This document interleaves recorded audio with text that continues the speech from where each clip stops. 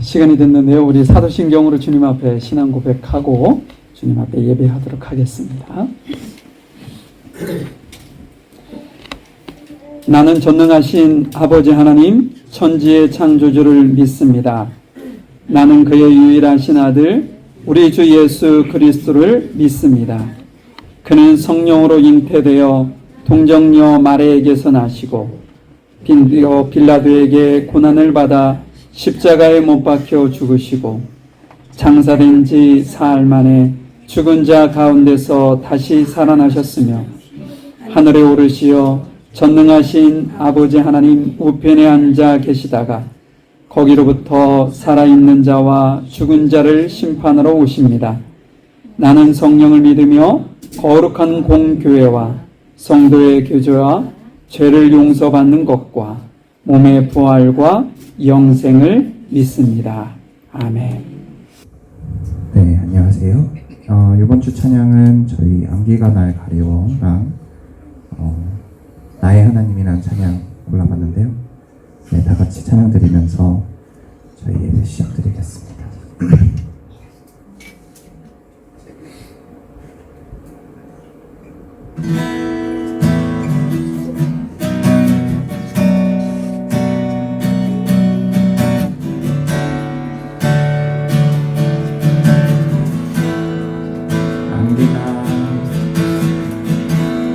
안개가 날 가리워 내 믿음은 들리려 할 때 나 주님께 나아가네. 주님은 산 같아서 여전히 그 자리에 계셔. 눈을 들며 보이리라 날 위한 그 사랑. 주는 나의 도움이시며 주의 계획 영원하시네.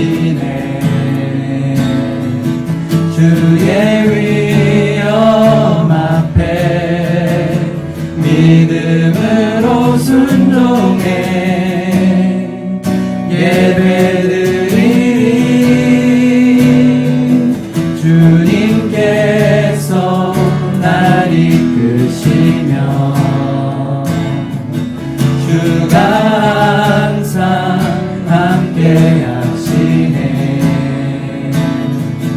주의 사랑 안에 믿음으로 순종해 예배드리리. 영원히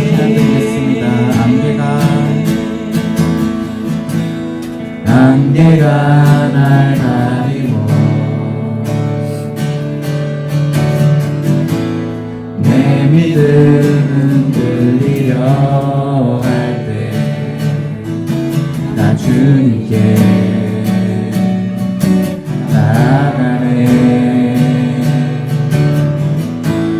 주님은 산 같아서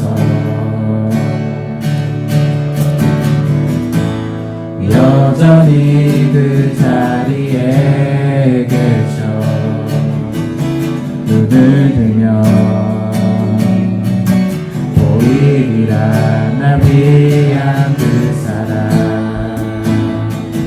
주는 나의 도움이시며 주의 계획 영원하시네. 주의 위엄 앞에 믿음으로 순종해 예배드리리. 주님께서 날 이끄시며 주가 항상 함께 하시네. 사랑 안에 믿음으로 순종해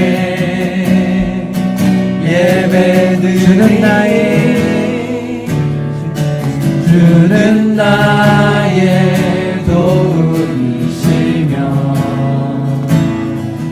주의 계획 영원하시네 주의 위엄 앞에 믿음으로 순종해 예배드리리 주님께서 날 이끄시며 주가 항상 함께 하시네 주의 사랑 아래 믿음으로 순종해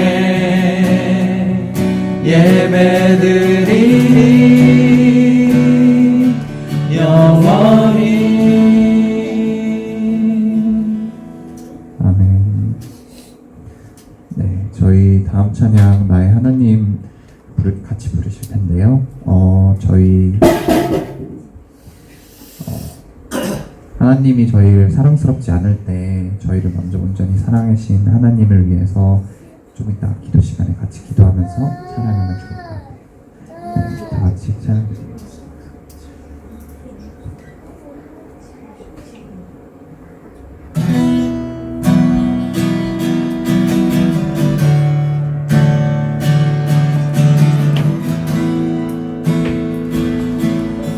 나의 사랑 너는 어여쁘고 참기하다 너는 보석보다 귀하다 내가 사랑스럽지 않을 때 너를 온전히 사랑하고 너와 함께하려 내가 왔노라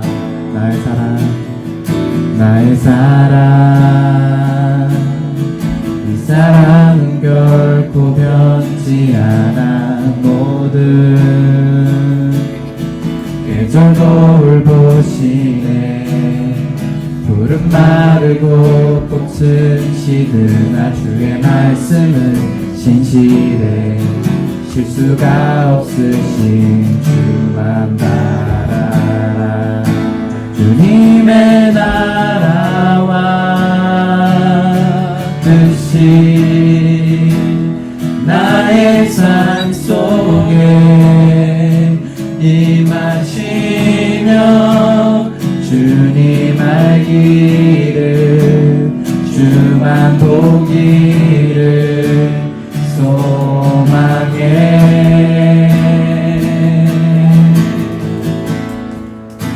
거룩히 살아가 힘과 두려움 없는 믿음 주신 나의 하나님 완전한 사랑 저희 처음부터 찬양하겠습니다. 나의 사랑 너는 어여쁘고 참기하다 너는 보석보다 귀하다 내가 사랑스럽지 않을 때 너를 온전히 사랑하고 너와 함께하려 내가 왔노라 나의 사랑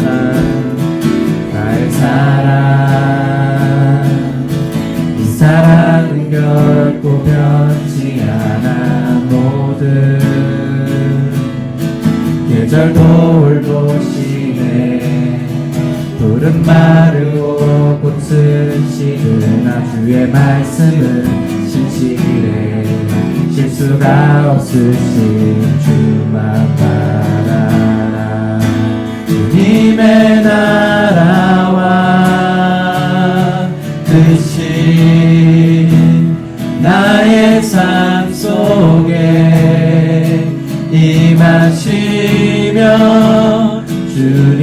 알기를 주만 보기를 소망해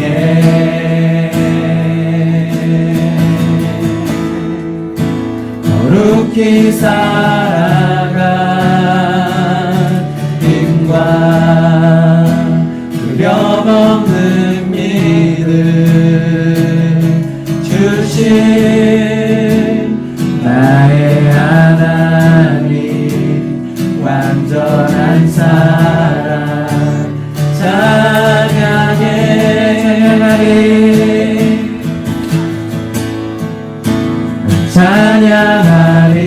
찬양하리 만군의 주 영원히 함께 하시네 존귀하신 사랑의 왕 영원히 통치하신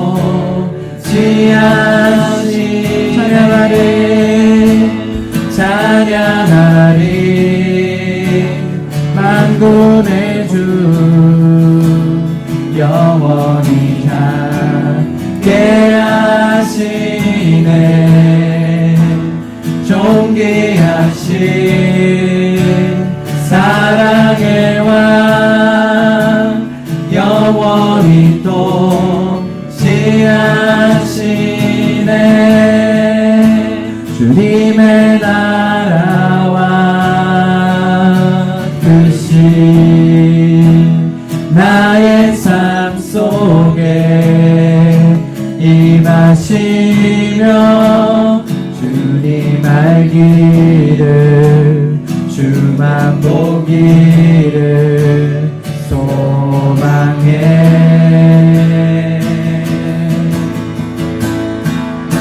거룩히 살아간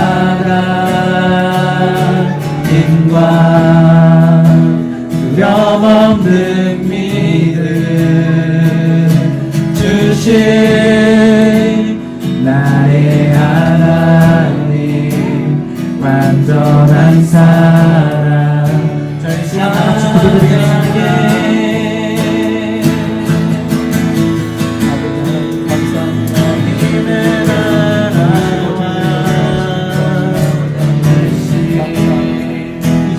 나의 삶 속에 임하시며 사랑과 은혜가 많으신 하나님 아버지 감사합니다. 죄 지을 수밖에 없는 몸임에도 예수 그리스도의 보혈로 우리가 하나님 앞에 나와 예배할 수 있음을 감사드립니다. 주님 이곳에 함께 임재하 주셔서 우리가 하나님께 진정으로 경배 예배를 드리길 원합니다. 성령의 불을 주셔서 우리가 불의 군사로서 하나님 나라의 확장을 위해 기도하길 원하며 또 우리가 예배할 때 예배 드릴 때 우리의 마음밭에 의심의 돌들과 가시덤불을 제거하여 넘치는 열매를 맺게 하여 주시옵소서. 말씀 전하시는 오광영 목사님과 또 하나님의 말씀을 듣는 또 우리들에게 이 시간 함께 하시고 역사해 주시옵소서. 감사드리며 예수님의 이름으로 기도드립니다. 아멘. 로마서 5장 8절 말씀을 오늘 최원종 형제가 나와서 읽어주실 텐데요. 우리 다 일어나셔서 말씀을 보도록 하겠습니다. 우리가 아직 죄인 되었을 때에 그리스도께서 우리를 위하여 죽으심으로 하나님께서 우리에 대한 자기의 사랑을 확정하셨느니라. 아멘. 사랑과 은혜가 풍성하신 아버지 하나님, 오늘도 우리 자녀들이 예배의 자리에 나와 하나님께 예배와 찬양을 드릴 수 있도록 인도해 주시니 감사합니다. 우리 아이들의 마음을 축복해 주셔서 어려서부터 하나님의 깊은 사랑을 깨닫고 예수님을 인생의 구주로 만날 수 있도록 주님 도와주옵소서. 또한 마음속에 하나님의 말씀을 심어주시고 말씀을 들을 때마다 기쁨과 감사가 넘치도록 인도해 주옵소서. 세상의 여러 가지 유혹과 어려움 속에서도 굳건한 믿음으로 흔들리지 않도록 아이들의 마음을 생각을 지켜주시옵소서. 주일학교를 섬기는 교사들에게 은혜를 베푸시고 지혜와 사랑을 허락해 주시고 아이들을 예수님의 마음으로 가르치고 사랑할 수 있도록 도와주옵소서. 때론 피곤하고 지칠 수 있지만 주님께서 주시는 기쁨과 힘으로 주께서 주신 사명을 끝까지 잘 감당할 수 있도록 인도해 주시기를 원합니다.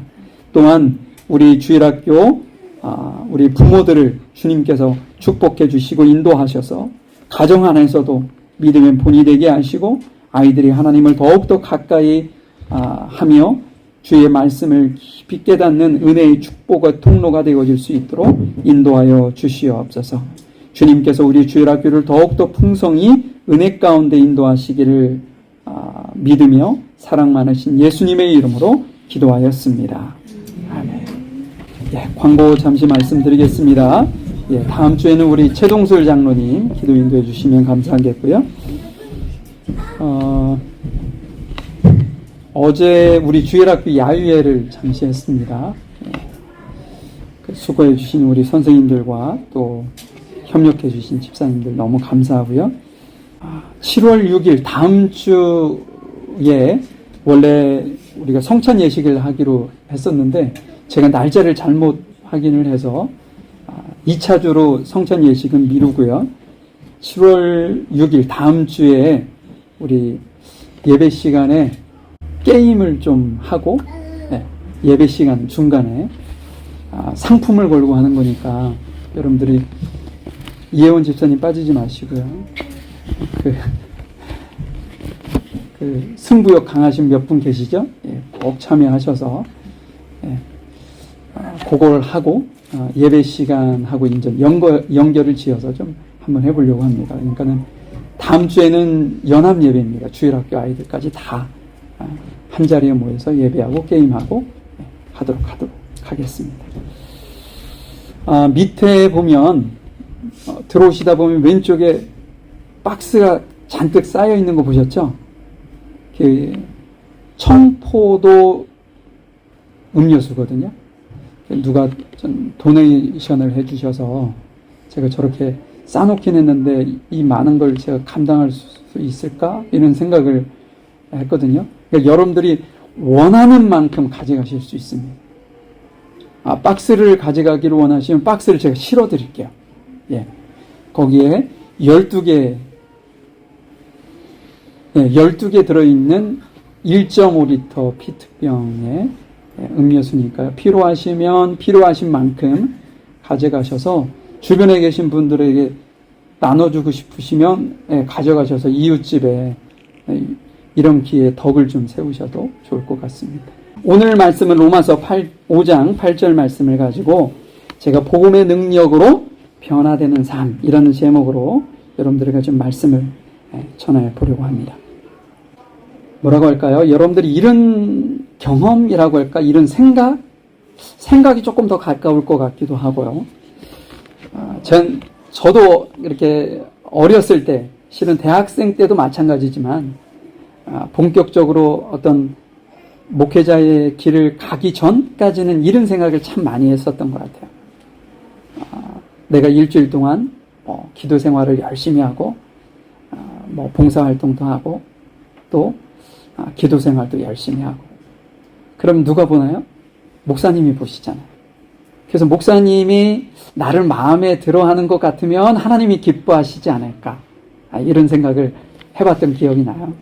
근데 만약에 그렇게 하지 못하고 기도 생활도 하지 못하고 성경도 읽지도 않고 막 내가 하고 싶은 대로 마음대로 이렇게 살았을 때는 왠지 눈치가 보여요. 목사님이 나를 별로 좋아하지 않으시는 것 같고 혼내실 것 같고 그것이 이제 하나님과도 연관이 되어서 하나님이 나를 그렇게 생각하지는 않으실까. 제가 예전에 그렇게 생각했었던 것 같습니다. 교회를 오래 이렇게 다니신 분들에게 더 이게 이런 마음들이 더 있는 것 같아요.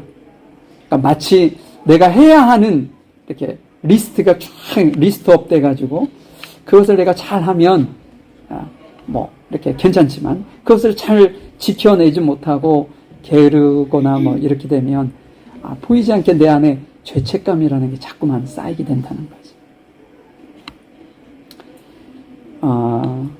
여러분 그리스 신화 얘기를 해서 조금 그렇긴 한데 아이들 그리스 신화 그 만화책 재밌게 읽는 그 책들 여러분들 보셨을 겁니다. 거기에 보면 시지푸스라는 사람이 나와요. 시지푸스. 시지푸스라는 사람이 어떤 사람이냐면 사람들 중에서 가장 현명하다고 생각하는 대표적인 사람을 시지푸스라고 하죠. 근데 그가 어느 날 신들이 하는 이야기를 엿듣게 됩니다. 그래서 그 신들의 약점을 발견하게 되죠. 그래서 그때부터 신들을 얕보게 하고요. 얕보게 되고 신들에게 막 반항적인 행동을 막 하다 보니까 신들이 열이 화가 난 거예요. 불쾌했어요. 그래서 그에게 벌을 내립니다. 어떤 벌을 있냐면 큰 바위를 언덕 위로 굴려 올리게 하는 벌을 줘요. 근데 그 사람이 막 열심히 올리잖아요. 그럼 그것이 쪼르륵 굴러 떨어지는 거예요. 그래서 굴러 떨어진 걸 다시 올리고 떨어지고 다시 올리고 떨어지고 이것을 무한 반복하는 형벌을 주게 됩니다. 근데 저는 우리 잘못된 종교 생활이 이와 같지 않은가라는 생각을 해보게 됐어요. 잘못된 종교 생활. 복음이 아닌 종교, 율법적인 삶을 살다 보면 이런 굴레에 빠질 수 있다는 거죠. 무슨 얘기냐면 나름 열심히 이렇게 무엇인가 하고 나면 내 안에 어떤 만족감도 있고 뭐 복을 받을 것 같고 하나님께서 나에게 복을 주실 것 같고 그런데 여러분 그런 마음들이 영원하던가요? 그러지 않아요. 하루는 그렇게 살았는지 모르겠어요. 아니 1시간은 그렇게 살았는지 모르겠어요. 근데 바로 이어서 또 그런 거 있잖아요. 우리 전문 용어도 막 쓰면서 이렇게 살게 된단 말이죠. 그러면 그때는 어때요? 그때만큼 이렇게 무너지는 그런 감정이 없어요. 이게 신앙이 이게 굴곡이 그렇게 간다는 거죠. 무한 반복되어지는 삶을 우리도 살아가는데 이게 잘못된 신앙 어떤 종교 생활이 우리를 그런 굴레 속에 빠져서 어찌 보면 종교적 피로감에 우리가 눌려 있도록 만들게 된다는 거죠. 저는 여러분들에게 우리 물가의 신기운 교회가 그런 곳이 아니었으면 좋겠어요. 교회를 올 때마다 여러분들이 부담감을 갖고 내가 무엇인가 해야 되는데 내가 이걸 해내야 되는데 그래야 하나님께서 내게 복을 주실 것 같은데 이런 부담감을 갖고 예배 오지 않으셨으면 좋겠어요. 저는 여러분들이 예배 시간이 기쁘고 즐겁고 성도들 안에 같이 식사하면서 교제하는 그 시간이 행복하고 하나님의 말씀을 들을 때마다 위로와 용기를 얻는 그런 어떤 공동체가 되었으면 좋겠습니다. 저도 마찬가지예요. 저도 목회를 참 행복하게 목회했으면 좋겠어요. 여러분들이 저에게 그렇게 좀 기도해 주셨으면 좋겠습니다. 그러면 저는 지금 행복하게 목회하고 있느냐? 여러분들에게만 말씀드리는 건데 저는 너무 행복하게 하고 있어요. 거짓말이 아니고 정말 행복하게 하고 있어요. 여러분들 때문에 저는 너무 행복해요. 제가 목회자들 모임, 성경 공부니 뭐 이런 모임이 가끔 있어요. 그럼 거기에 가가지고 이야기하다 보면 힘들고 어려운 말씀들을 많이 하십니다. 그때마다 저는 너무 목회가 행복하다. 지금만 같았으면 좋겠다. 이런 생각을 할 때가 있다. 그러면 목사님들이 거짓말하지 마라. 뭐라고 하시거든요. 근데 제가 생각의 전환을 갖게 된 계기가 있었어요. 저희 인간은 외가 쪽은 기독교인들이 꽤 있어요. 어머니 쪽은. 근데 아버님 쪽은 어찌 보면 제가 처음 그러다가 그 형제들 안에 기독교 신앙을 가지고 있는 누님이 계셨어요. 그 누님이 치과 의사였거든요. 그래서 제가 목사가 되었다고 저는 그 누님이 그렇게 기뻐하고 할 줄은 몰랐거든요.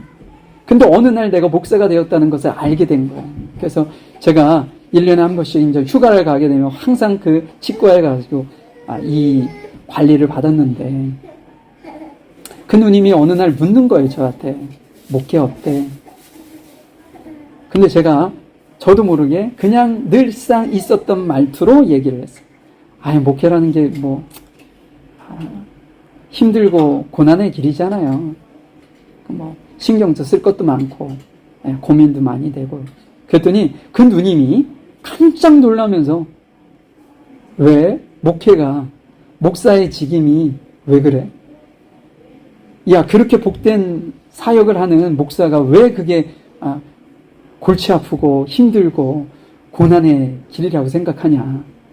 그 얘기를 듣는 순간 제가 깜짝 놀랐어요. 내가 생각을 잘못 가지고 있다는 생각을 갖게 된 거죠. 그때부터 저는 목회가 너무 행복합니다.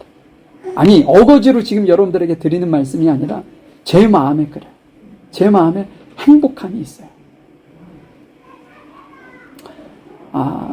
여러분들이 교회라는 공동체에 나오시는 그 자체가 여러분들에게 행복이었으면 좋겠습니다. 제가 우리 물가심기운교회 처음 부임을 해서 여러분들 앞에 단에 딱 서서 첫 번째 한 말이 있는데 여러분들 기억하시나요? 기억하면 기적이죠. 그죠? 기억하면 기적. 여러분들이 기억을 안 해주셔서 제가 늘상 했던 말을 또 하고 하는 겁니다. 제가 처음으로 여러분들에게 드렸던 말이 뭐냐면 저는 소망이 있는데 여러분들이 행복하게 신앙생활하는 것입니다. 또한 저도 행복하게 목회하는 겁니다. 이게 제가 첫 번째로 여러분들에게 드렸던 말씀이에요. 저는 지금도 변함이 없습니다. 여러분들도 행복하고 저도 행복한 신앙생활 목회를 했으면 좋겠어요. 자, 여러분 기독교가 뭔가요? 그러면 기독교가 많은 사람들은 기독교를 규칙의 종교라고 생각하는 경우가 있어요.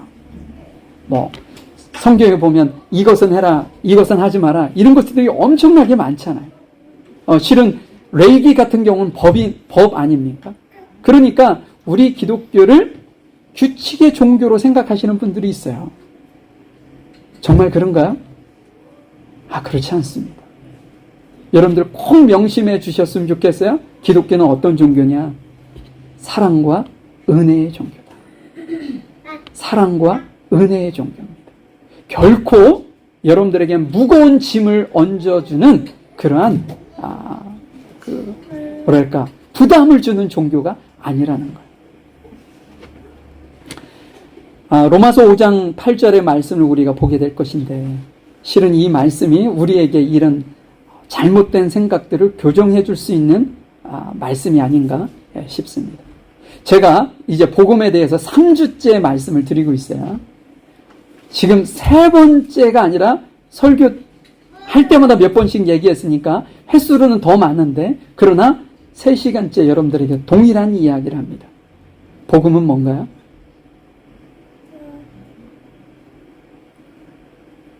종교와 복음의 차이를 제가 말씀드렸어요. 생각 안 나시죠? 너무 감사해요. 너무 감사해요. 또 제가 또 얘기할 수가 있잖아요. 이혜원 집사님 꼭 기억하시고 제가 물어볼 거니까 다음 주에. 종교는 뭐에 초점을 둔다고요? 우리가 무엇을 하느냐에 초점을 맞춘다고 했죠. 복음은요? 하나님께서 우리를 위해 무엇을 하셨느냐에 초점을 맞춘다고 했어요. 여러분들 꼭 기억하십시오. 내가 무엇을 해야 하나님이 기뻐하실 것처럼 생각되어지면 우리는 종교 생활을 하고 있는 거예요. 그런데 하나님께서 나를 위해서 너무 큰 은혜를 베푸신 하나님께서 하셨던 것을 초점을 맞추고 신앙생활을 하시면 여러분들은 복음 안에서 신앙생활을 하시는 겁니다. 근데 여기까지만 생각하시면 안 된다고 제가 말씀드렸죠. 한번 오늘 말씀을 통해서 여러분들과 한번 좀 기꺼이 또 복음에 대해서 다시 한번 얘기해보도록 하죠. 우리 8절 말씀입니다. 우리 같이 읽어볼까요? 제가 예배 끝나고 나면 목사님 제가 설교 시간에 졸았습니다. 이렇게 자신의 죄를 석고대죄 하시는 분들이 계속 생겨요. 그래서 여러분들에게 졸 수 있는 기회를 조금 미연에 방지하기 위해서 함께 읽어보도록 하겠습니다. 자, 5절 말씀을 한번 읽어보죠. 시작. 우리가 아직 죄인 되었을 때 그리스도께서 우리를 위하여 죽으심으로 하나님께서 우리에 대한 자기의 사랑을 확증하셨느니라. 자, 이번에는 여러분, 이 문장에서 가장 중요하다고 생각하는 단어를 여러분들이 생각하시면서 한번 다시 읽어보도록 하겠습니다. 제가 물을 겁니다. 예. 자, 시작. 우리가 아직 죄인 되었을 때 그리스도께서 우리를 위하여 죽으심으로 하나님께서 우리에 대한 자기의 사랑을 확증하셨느니라. 여기서 제일 중요하다고 생각되어지는 단어가 어떤 건가요?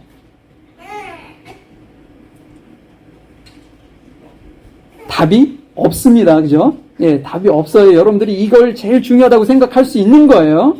예. 자, 자신있게 한번 얘기해 볼까요? 우리 거의 2달 만에 오신 이혜원 집사님.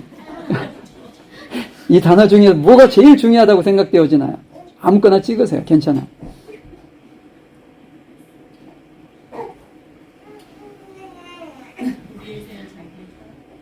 사랑? 아, 예. 그럴 수 있죠. 예. 우리 김정환 집사님. 제일 크게 웃으셨거든. 예. 우리를 위해 죽으신 하나님. 아, 우리를 위해 죽으신 하나님. 김은아 집사님.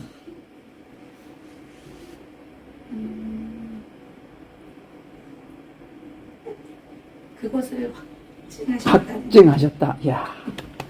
너무 잘 말씀하셨어요. 너무 잘 말씀하셨어요.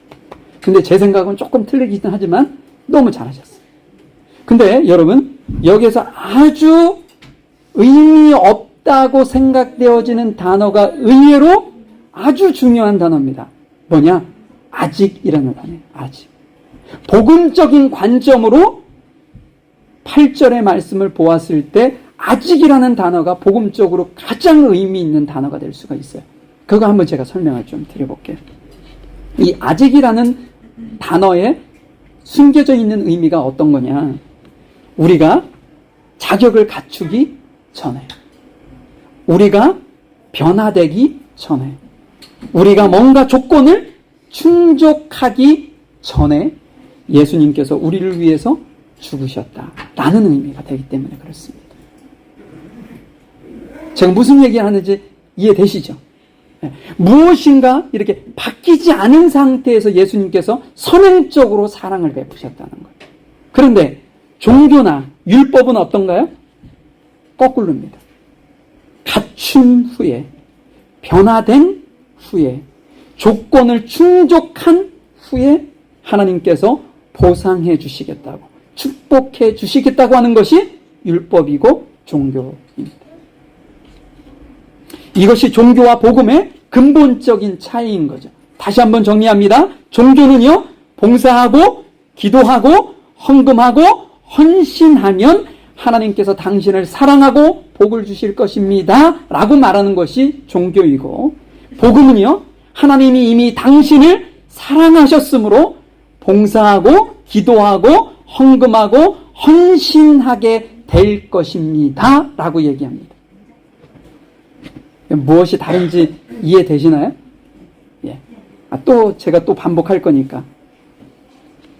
제가 아는 어떤 분이 신앙생활을 참 오래 하셨던 분이에요.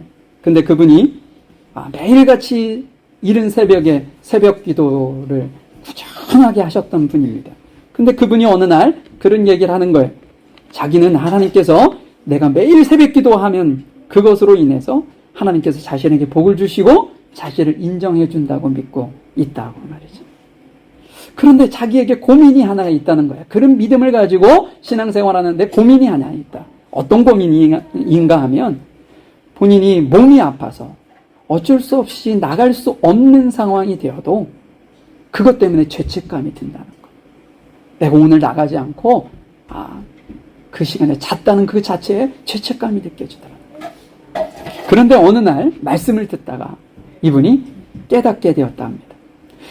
하나님께서 나를 사랑하시는 것은 내가 새벽 예배에 열심히 나간 그 자체 때문에 나를 사랑하시는 것이 아니라 하나님께서 이미 나를 사랑하셔서 그 사랑을 내가 깨달은 그 감사함으로 본인이 새벽 예배에 나가야 된다는 사실을 뒤늦게 깨달았게 되었다는 사실.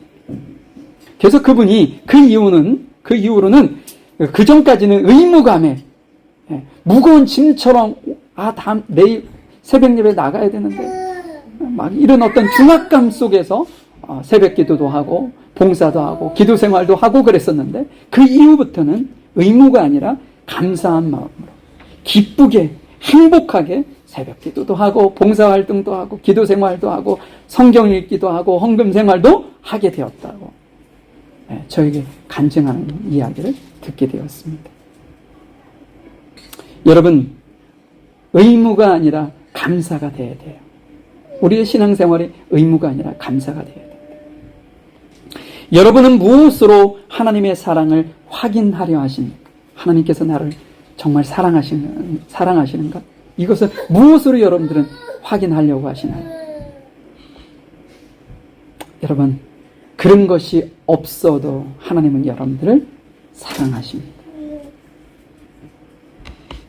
받은 은혜에, 받은 사랑에 여러분들은 그냥 표현만 하시면 되는 거예요. 우리 나래가 이제는 돌 지나고, 100일 지나고 이제 좀 있으면 돌이 오잖아요. 근데 여러분들도 아이들 다 키워보셨잖아요. 저 때 저 아이가 부모에게 할 효도를 다 한다는 거 아닙니까? 근데 어느 때 가장 기쁜가요? 제가 갑자기 벌떡 일어나가지고 젖병에 우유를 타고 막 흔들더니 누워서 먹고 자고 똥 싸고 그 기저귀 본인이 갈고 이럴 때 행복하시던가요? 아니요. 저 아이 때는요, 엄마의 눈을 보고 방긋 웃어주는 것이 답니다. 그것이 행복이고 기쁨인 거예요. 그러니까 우리가 하나님께서도 우리에게 동일한 것을 요구하시는 거예요. 하나님과 눈을 마주치기를 원하고 하나님께 눈을 마주쳤어요. 기쁨의 미소, 행복의 표정, 그것을 하나님께서 기뻐하시는 거죠. 그것만을 원하는 겁니다. 자, 한번 8절 말씀을 다시 한번 또 읽어보죠. 아주 중요한 단어가 또 등장하는데, 우리가 아직 죄인 되었을 때 그리스도께서 우리를 위하여 죽으심으로 하나님께서 우리에 대한 자기의 사랑을 확증하셨느니라.